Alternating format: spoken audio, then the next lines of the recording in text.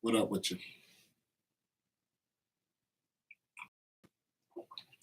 Gotta get that water. Gotta get that water. That water. You gotta get that water. You don't get that water, you gonna have some problems. You gotta get that water. Dad. You gotta get that water. It's raining outside. Yo, so working versus disability. I want to talk about this a little bit because I'm on disability. You know, this means that the government gives you a,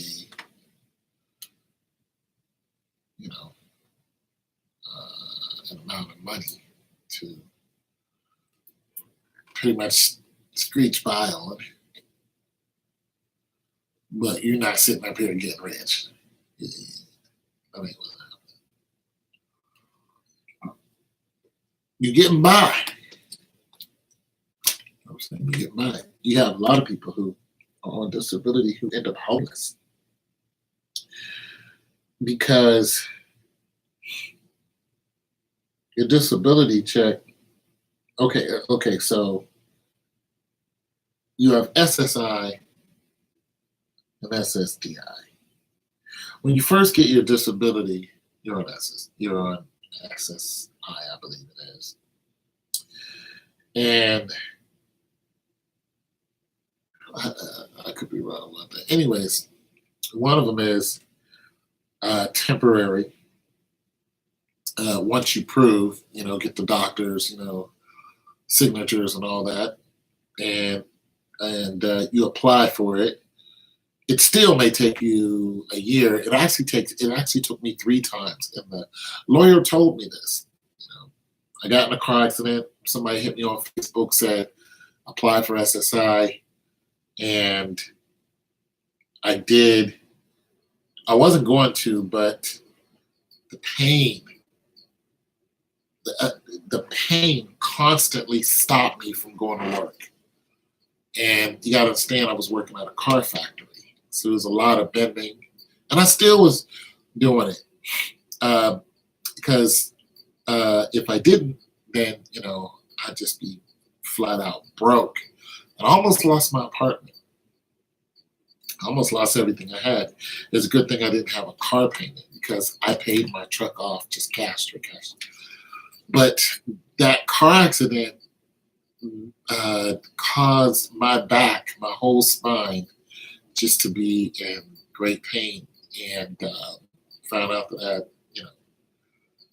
some medical issues already with my back, but it just made it worse. And it's, it gets, worse and worse every day. So, I thought, I'll be okay. I wasn't going to apply. But I went online, found a lawyer, and the lawyer came to my house and said, it's going to take 3 attempts to do this. It took about 1.5 years. I kept getting denied. And they had all the evidence they wanted. The government just kept saying no. And the lawyer was right. On the 3rd time I had to go downtown, I went before a judge, me and the lawyer. And the lawyer, we were in a room, but the judge was in another room, but we were doing a video chat. We were video chat, and there was another person in the room, and they asked me a couple questions. They already knew what my case was. And you're approved. Once I got approved, then they sent my check out to me, and I took that money and, lived and did some living, did some traveling. But my traveling wasn't like this huge, I went to see my dad is what I did. Had a family reunion, so I didn't go on this huge, expensive vacation. And I went to see my sister. But nonetheless, that money went fast. And being that I can't generate a lot of money as far as going and doing what I used to do, that once that money left, it never came back. Now,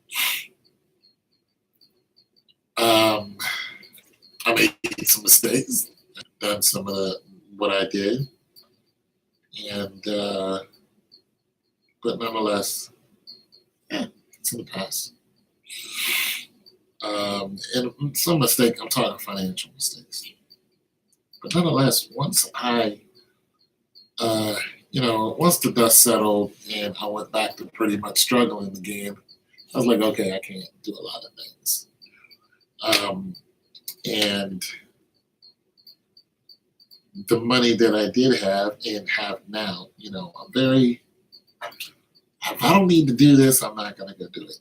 It comes down to, if I don't need to go outside, like if I go somewhere and I know it's going to cost me, even in gas, I rethink it. I'm like, do I really want to go and lift weights today? And sometimes I walk to the gym. You know what I'm saying? Go on and walk down there because it saves me on gas.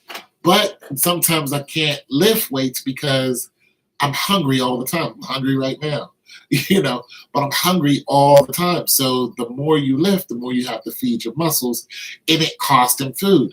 So, my little food stamps doesn't cover the cost of what it takes to feed 275, sometimes 80 pounds. It just doesn't. I need to eat constantly, or I'll just be hungry and then I'll start, getting cranky. It's a good thing it's just me. But nonetheless, once you get your SSI, once you get on Social Security, you're on SSDI first, then they have a date when they reevaluate you. Sometimes they don't reevaluate you or send you back to the hospital because it can be temporary. Mine was, I don't have a temporary incident. So you can have a broken leg, that's temporary. Leg heals, you go back to doing whatever you were doing. But, you could suffer some type of mental issue, or like me, you can have a, problem with your back where look, I actually went back to the factory a couple times. Like I would work there for like a day.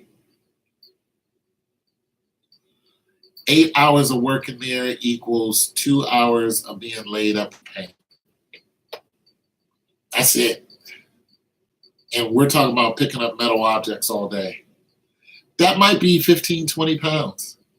Doesn't matter. That 15, 20 pounds lit me up. You want to talk about somebody exhausted and in pain the next day? Oh no.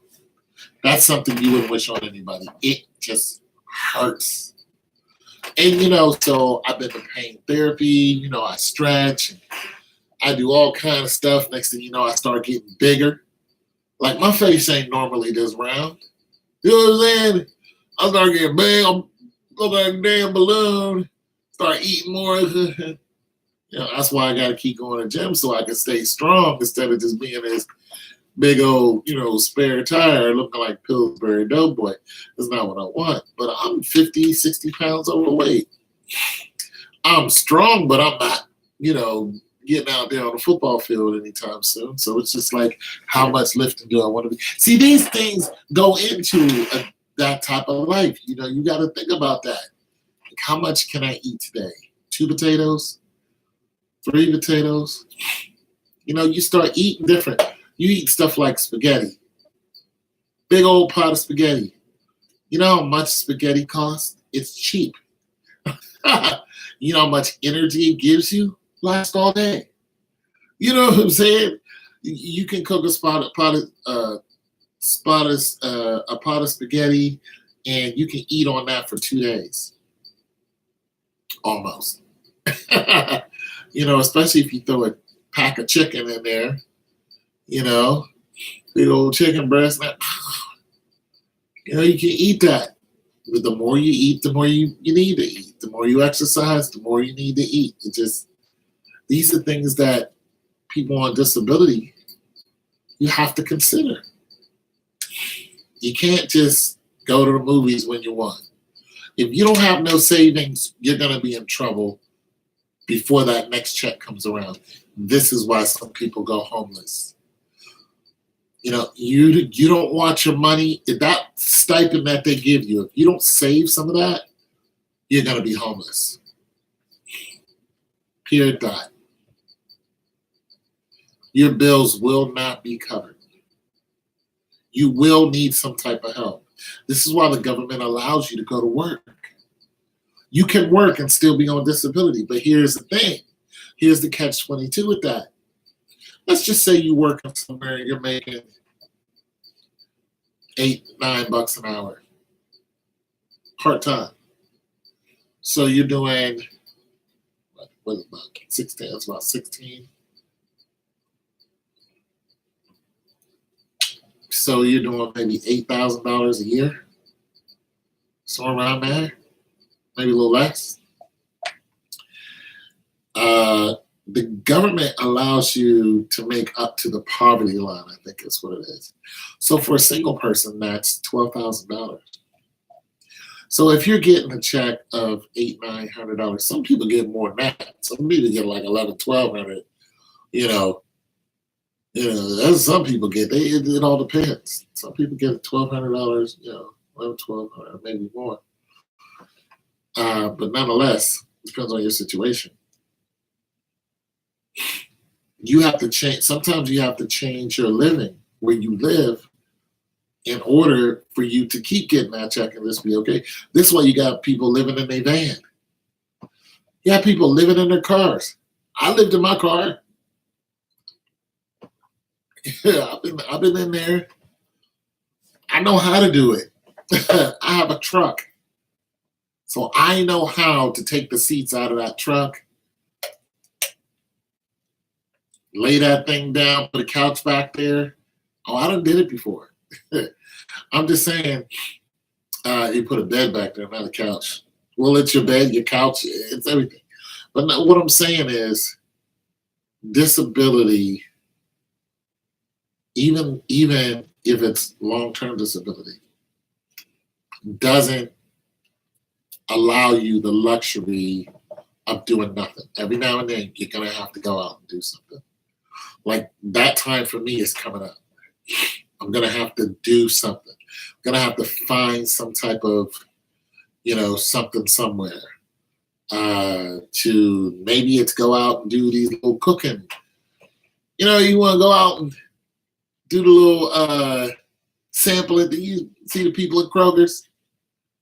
You run up in Kroger's, you see people trying to hand you a cookie.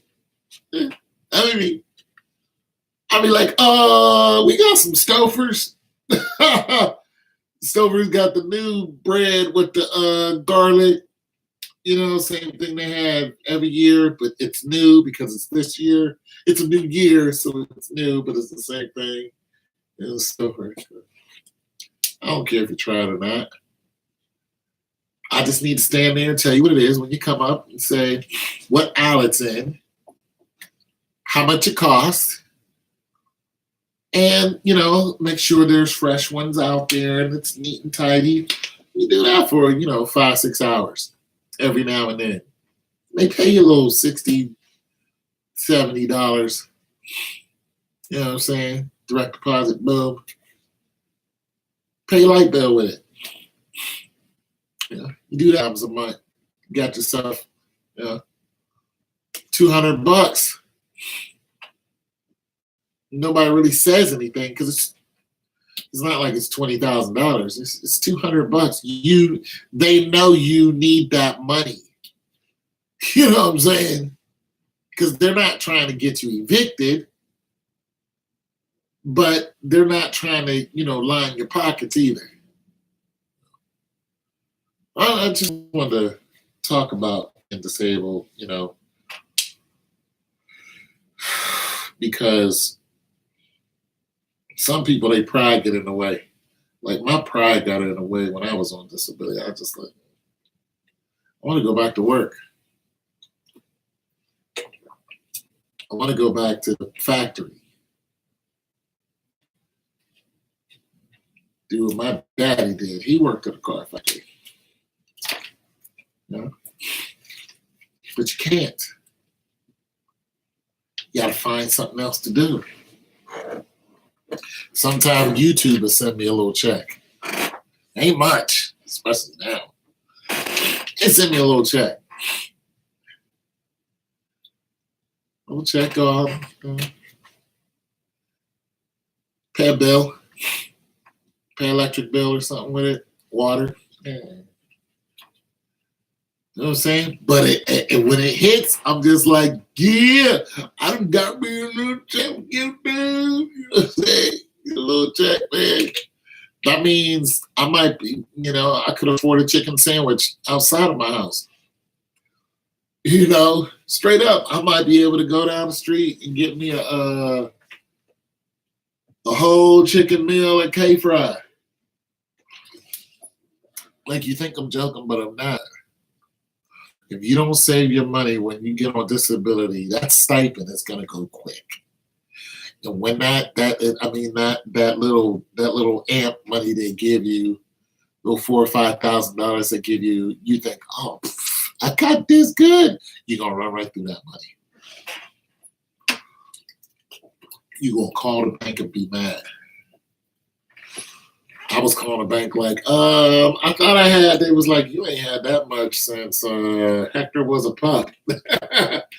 I'm like, dang, I never saw those numbers again. I was like, jam on it. I'm like, shoot, I need to hit the lottery. Every now and then, I could afford to play the lottery. But I'll be only trying to hit the small time lottery. I just need me about about 20, 20 G's. I'll be happy. You know what I'm saying? I'll be like, yeah, I'm good. I don't even need that much, but really, if I hit for 20 G's, I'd be, what?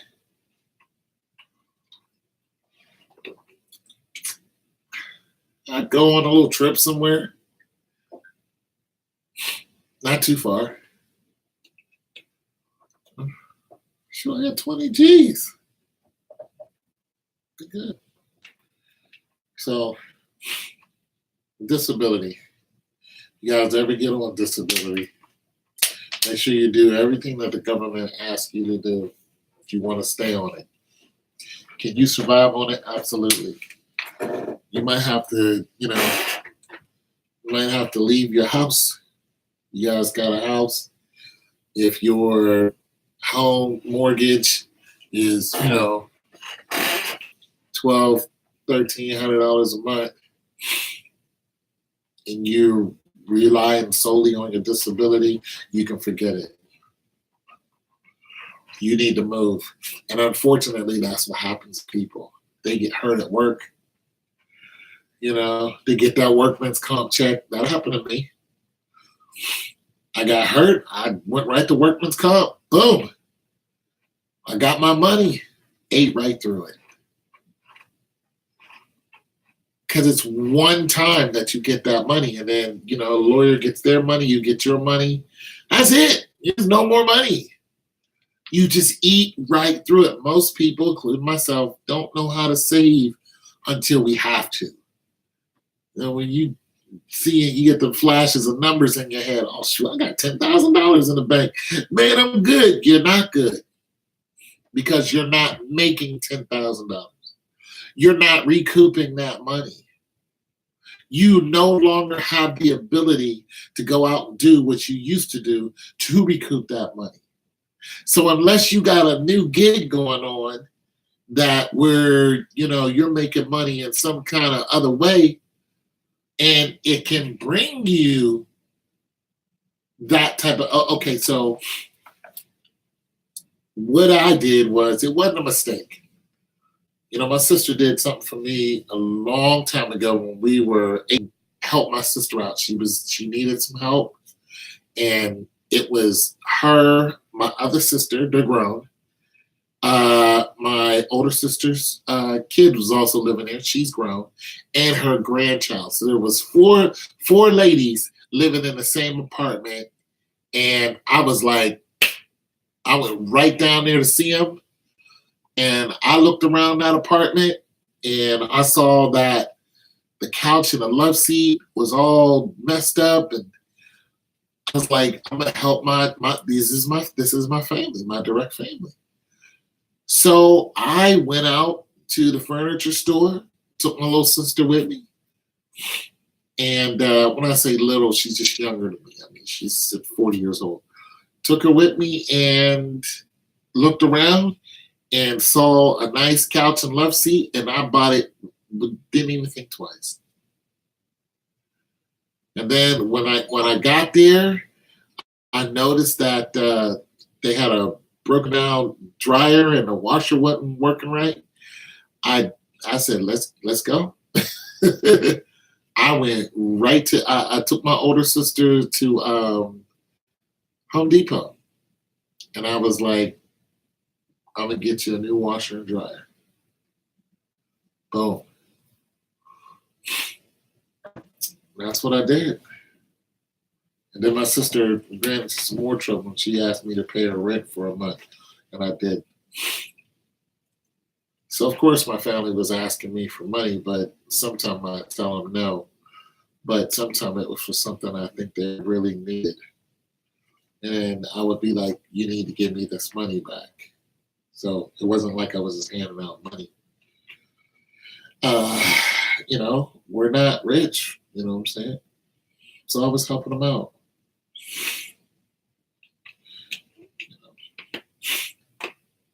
But that trip cost me well over 5 G's.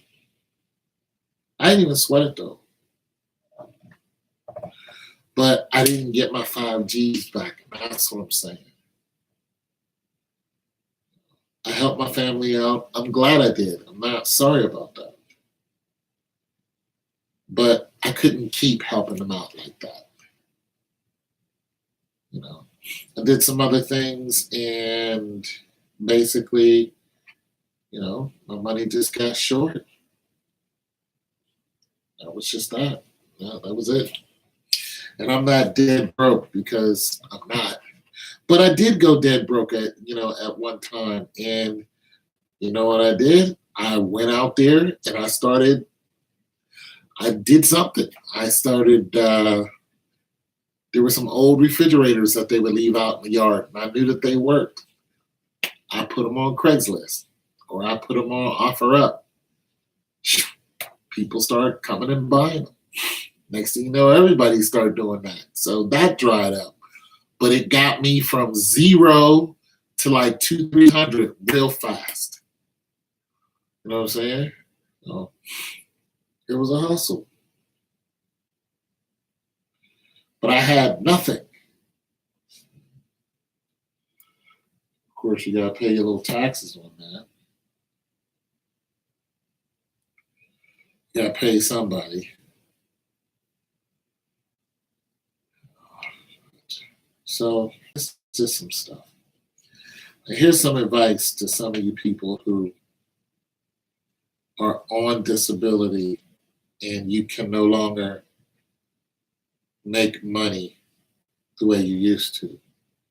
One good thing to do is talk about it on YouTube, because nobody is listening to this live right now, but it's going to be up there. Somebody might come along and listen to it. Put on your little ads, whatever, boom. You just made 2 cents. That's 2 cents more than what you had.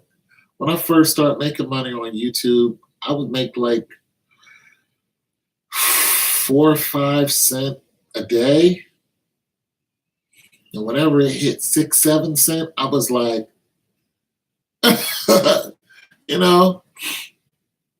So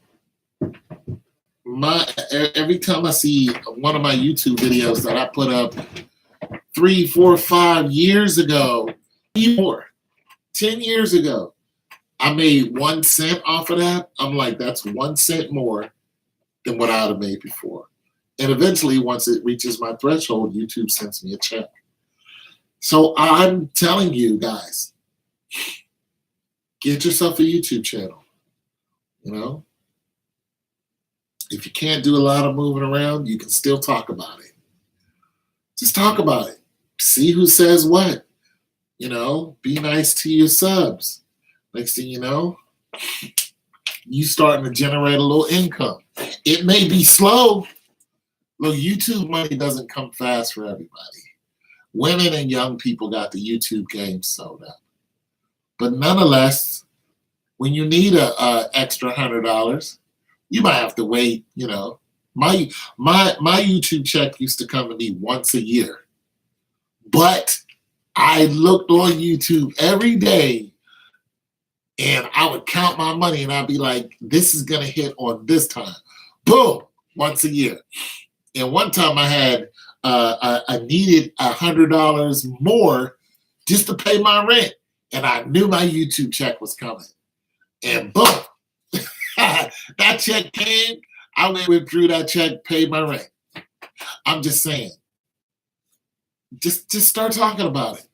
For those of you who are on disability, for especially if you're a woman, because you know women, they love to listen to other women, even if they don't agree with them, because they want to know if this is what they're going through. Guys, we're lone wolves. You know, guys, we hate on other guys. I don't want to listen to what he's saying. He's not a woman.